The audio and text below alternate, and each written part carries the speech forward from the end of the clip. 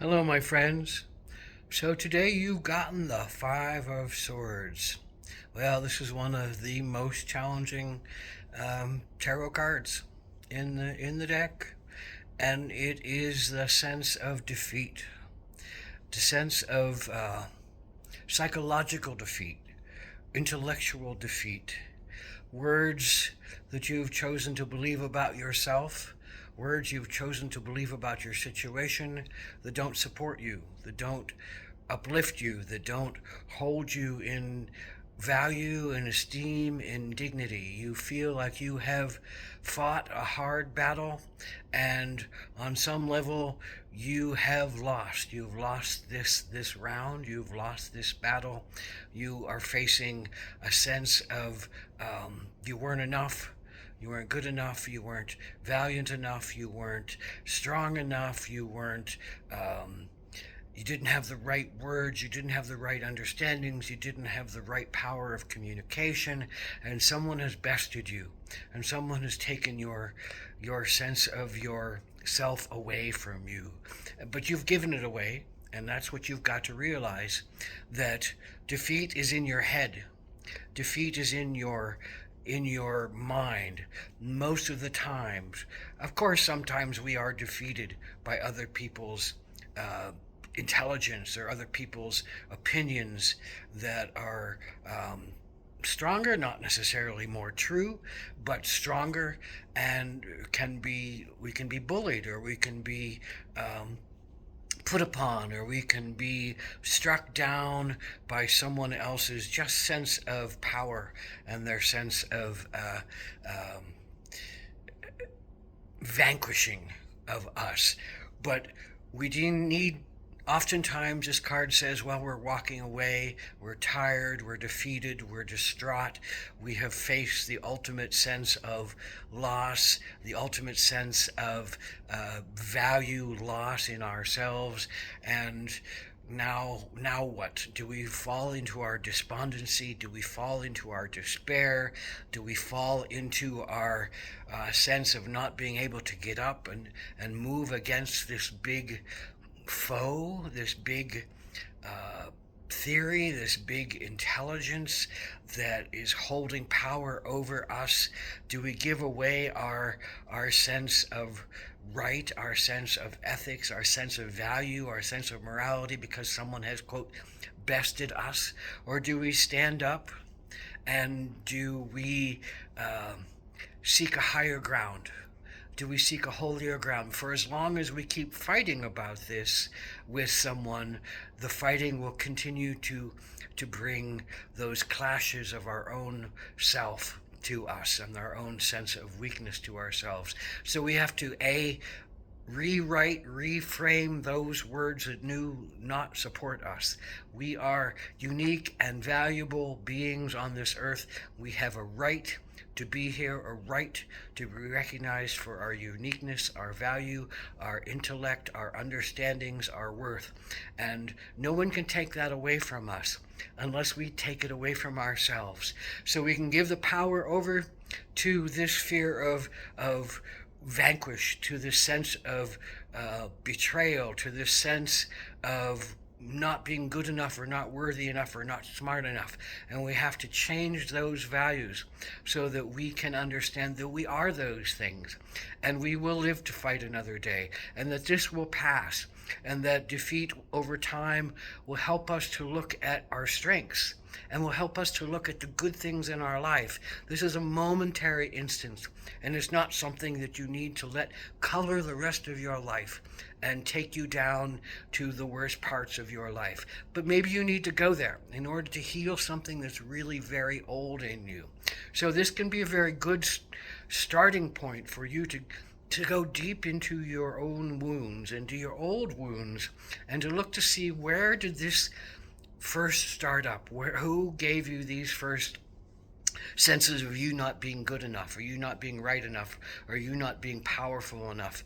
And how can you go about healing those oldest of wounds that have colored your sense of yourself in this universe, and whether it's supporting you or not, or whether God, Goddess, all that is supporting you, or whether your friends or your family are supporting you, or whether you are supporting yourself, because ultimately it's you, about supporting yourself and coming to better understandings, better acceptance, better love, better light, in the understanding that this is a process, and this is a process that is your whole life. And when you face those hardest times, those greatest defeats, those greatest despairings, then it is something that you need to look for, and something you need to look to, and something that you can change your value opinion about yourself and your belief about what is happening to you. Don't give in to your sense of distraught. Feel it, honor it, let it take you to where it needs to go. Look at it with a broader picture. Look at it with a broader love. Look at it with a broader understanding that this too shall pass. And sometimes this card says, well, you're not the one that's defeated, but you're the one that's defeating someone else. And the question has to become, are you defeating them by being a bully? Are you defeating them by not listening to their side and only hearing yourself? Are you defeating them because you have become stuck and this is the only way and the only sense to be and the only exact way that fits your consciousness, that fits your dogma, that fits your sense of yourself in this world? And if you hold in that rigidity that doesn't allow you to see someone else's point of view, then you've not really won anything. You've lost something, because you've lost that integral part of who we are as beings on this earth, that are called to love and support each other, and not rule over each other, and not give pain to each other because somebody else believes something different, and to not give the sense of value as you are the vanquisher and they are the vanquished. We must get rid of this sense of victimization. Sometimes it is true, most of the time it is just our projections of what we think is being said about us in this situation, or what we feel called to believe about ourselves in this situation. And most of the time those are just negative words, negative thoughts that have been given to us, that we've chosen to believe, that we've chosen to take into ourselves, we've chosen to hold as our, quote, reality, when they're not the reality. This is a powerful time to reframe those positions and reframe those thoughts, and to stand up again at some point and fight for what you think is right, and what you think is true, and what you think is the highest sense of yourself. Because this wants you to come out of the low sense of yourself, that you're an isolated individual, that you're an unworthy individual and you have to cut yourself off, that you're a stupid individual and you have to cut yourself off, that you don't have the power and the force and the understanding to move forward with something that can be very powerful and brilliant for you, but you're not being allowed to see it. So we have to change those thoughts. And swords are all about thoughts, and swords are all about communication. So the clearer your communications can be, the clearer you can share the depth of your being and your understanding and your heart and your emotions and your sense of yourself in this world and what has transpired to bring you here, then other people can hear you, and you can hear other people if you allow them to speak that same truth about themselves. And a new place can be bridged. A new country can be bridged. A new sense of ourselves as being together with others can be bridged. Even if we differ in our opinions, we can bridge the pain, we can bridge the abuse, we can bridge the suffering that our minds give to each other, and our judgments give to each other, and our judgments about ourselves, and the judgments about the world around us, and the judgments about the people in that world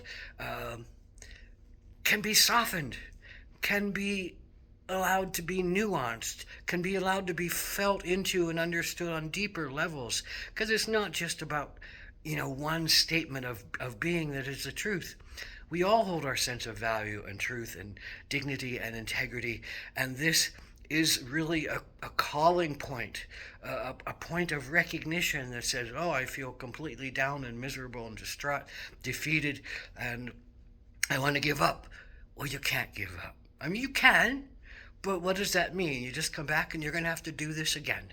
You're going to have to keep doing this until you get a better sense of yourself and a better sense of your value and a better sense of your worth and a better sense of your abilities to come out stronger and say the right things the next time and not maybe be so pointed and angry at somebody else that you need to do words that hurt and thoughts that put down and thoughts that bully. At the same token, you don't want those things to happen to you. So it's all about how you use your words to yourself and how you will use your words to other people, and are you going to make changes that allow you to be bigger and brighter than the smallness that we feel in these times of either defeat or victory over. And we have to lose that sense of victimization in most cases because it's just projection. It's just a thought that, oh, you know, this is what I called to me because I'm not worthy, I'm not lovable, I need to be alone, I need to be shut off from everybody, I need to be considered bad for whatever reason. There's no that's only stopping ourselves from loving ourselves. And this is a point that you have to make, that you have to love yourself enough to give yourself honor and value and to move beyond this and to move through it and move beyond it and find the good in yourself again, relax into the value of yourself again, and not accept that this is something that is crushing and will kill you, make you think suicidal thoughts, give you total despair that you'll never get out of for the rest of your life, color you away from people who you care about and are of value to you. Those are things, they're not what the universe wants from you.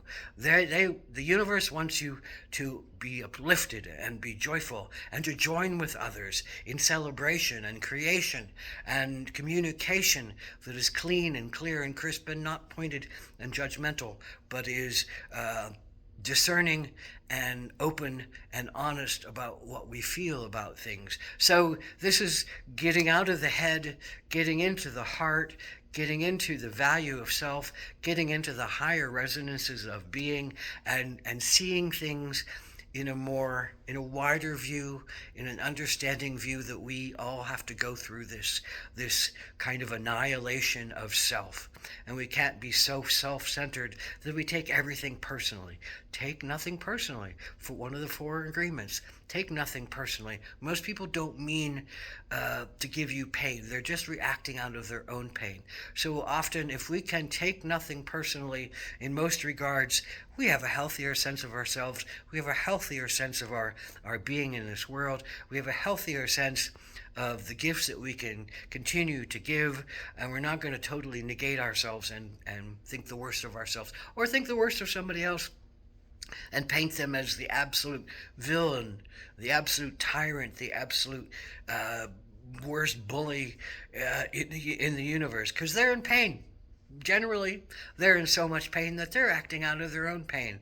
And it doesn't mean to not go up against those kind of people who hold that power and hold that bullying essence, but rather to understand that they come from a place of wounding, as we have also come from a place of wounding, and we're trying to, get to a better place within ourselves. So it can be the extension of compassion, it can be the extension of transcendence, it can mean the extension of love, it can mean the extension of communication that's open and vulnerable and willing to go into places that might hurt. But those places that hurt are really the thing that's calling to us right now. So blessed be the 5 of Swords. Blessed be the defeat